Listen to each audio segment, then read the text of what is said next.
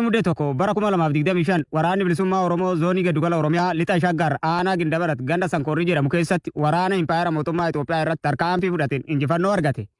Waraanni bilisummaa Oromoo zoonii Giddugala Oromiyaa keessa socho'u murna bilisiginnaa maqaa sakattaan bobbaate irratti tarkaanfii fudhateen diina irraa hedduu du'aa madoo adabuun bakka irraa dhuftetti deebisee jira. Waraanni bilisummaa Oromoo zoonii Giddugala Oromiyaa tarkaanfii kanaan diina irraa nama 6 du'aa yoo adabu nama 4 madoo gaggeessee jira. Gama meeshaatiin qawwee akaamaa tokko hidhannoo guutuu waliin diina irraa hiikuun galii moonaa qabsoo bilisummaa Oromoo taasisee jira. Waraanni sirna impaaraa kun maqaa sakattaan aanaa Gindabarat magaalaa Kaachisii irraa gara ganda Sankorrii jedhamutti bobbaatee turtee jedhan. Haaluma kanaan waraanni bilisummaa Oromoo zoonii Giddugala Oromiyaa haxee itti hidhuun gonfoo salphinaa itti uwwisee gaggeesse.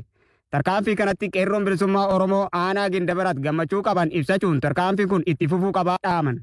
Waraanni bilisummaa Oromoo gama isaatiin nuti hanga gabroofataa biyyaa baasnee ergamtoota diinaa irratti tarkaanfii fudhachuu cimsinee itti fufnaa jedhan. Injifannoon kan uummata Oromooti. Godina Walloo aanaa Arxummaa Furseetti lukkeelee bilisiginnaan gubaatiin manneenii maatii qabsaa'otaa irratti yoo raawwatamu aanaa Daawwaa Caffaattis fi reebichi maatii qabsaa'otaa irratti jabaate. Gabaasa dabalataaf Jaalbooree Addunyaa.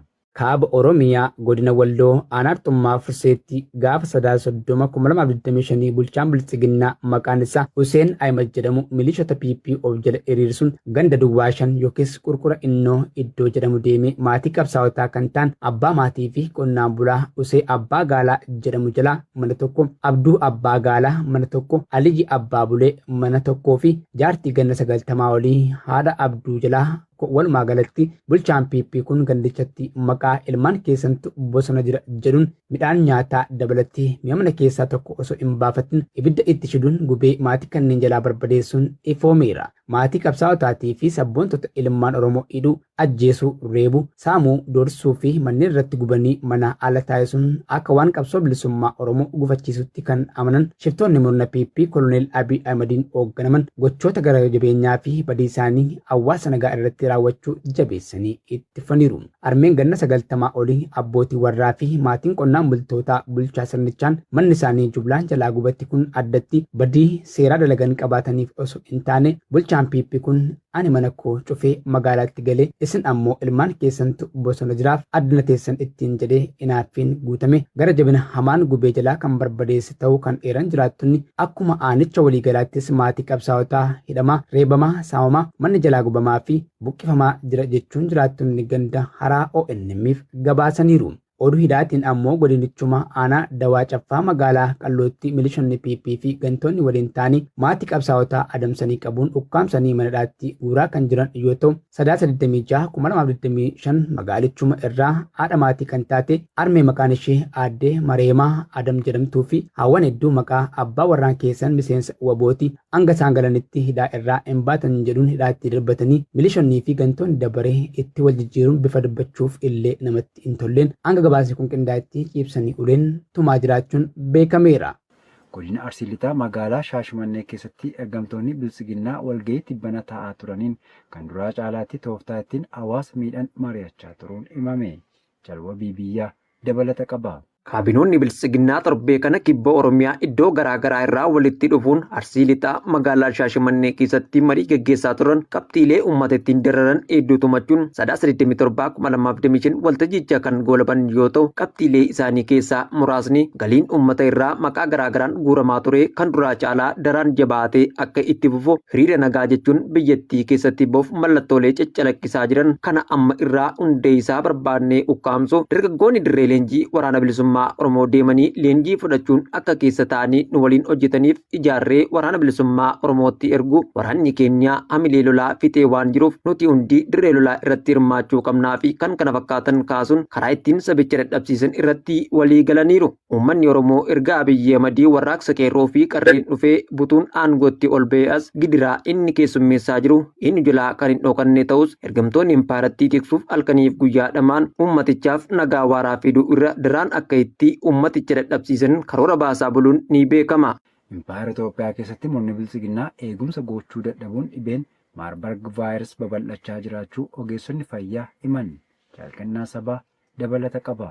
Murni biltsiginnaa kan abbaa irree Abiy Ahimadiin durfamu kan dantaan goomalee dhimmi lammiilee kan itti hin dhaga'amne empaayirattii keessatti lammiileef eegumsa gahaa gochuu dhabuun dhibeen Marburg vaayirasii daran babal'achaa jiraachuu sadaasa 30/2025 ogeessonni fayyaa arraata biyyoolessa Oromiyaatti himan.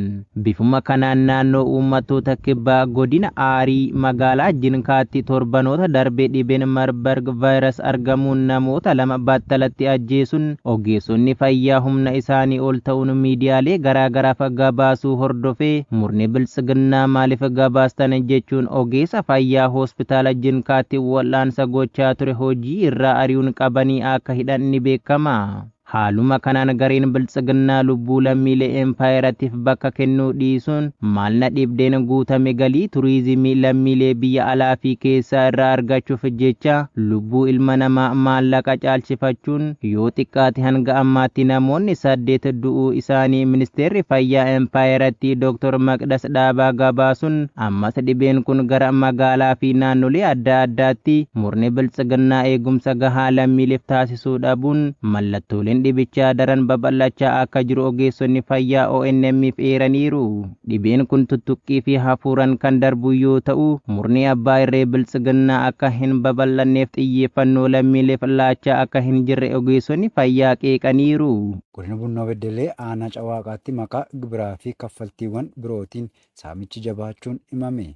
Guutuu gabaasa kanaaf Jaaleeraan Gameessaa. Godina Bunnoo Beddelee aanaa Cawaaqaa gandoota garaa keessatti murni saamicha irratti bobba'ee argamu biltsiginnaan maqaa kaffaltii gosa hedduu tarreessuun uummata saamaa jiraachuu jiraattonni aanichaa arraata biyyoolessa Oromiyaatti himaniiru. Aanaa Cawaaqaa gandoota 28 of keessatti kan qabdu oggaa taatu irra deddeebiin rakkooleen karaa waraana sirnichaan irratti hammaachuu himatu. Biltsiginnaan uummata Oromoo ba'aa ulfaataa irratti fe'anii ba'aaf danqaa kan jiran oggaa ta'u gandoota aanichaa mara keessatti kaffaltii gibiraa baatiilee 2 harkaa fuudhuu cimsuun tibbanas tokkoon jiraatota dirqamsiisuun qarshii 5,000 kaffalchiisaa jiru. Kana malees maqaa kaffaltii inshuraansii fayyaan qarshii 3,000 harkaa fuudhaa kan jiran oggaa ta'u harka qalleeyyiin hojiiwwan guyyaatti bobba'anii ilmaan isaanii jiraachifatan rakkoo jabaaf saaxilamanii akka jiranis dubbatu. Rakkoo hidda jabeeffachuun uummata kokkee qabee jiru kanattis furmaata kaa'urra sirni balfamaan PP namoota waan gaafataman dhiyeessuuf ga'umsa itti hin qabnes ilaalcha siyaasaa yakkanii mana hidhaatti guuraa jiru. Oduu biyya alaa arganneen ammoo mormiin deeggarsi gamtaa Awurooppaa harkifachuu isaatiin walqabatee keen qonnaan bultoonni Giriikii poolisii waliin walitti bu'an.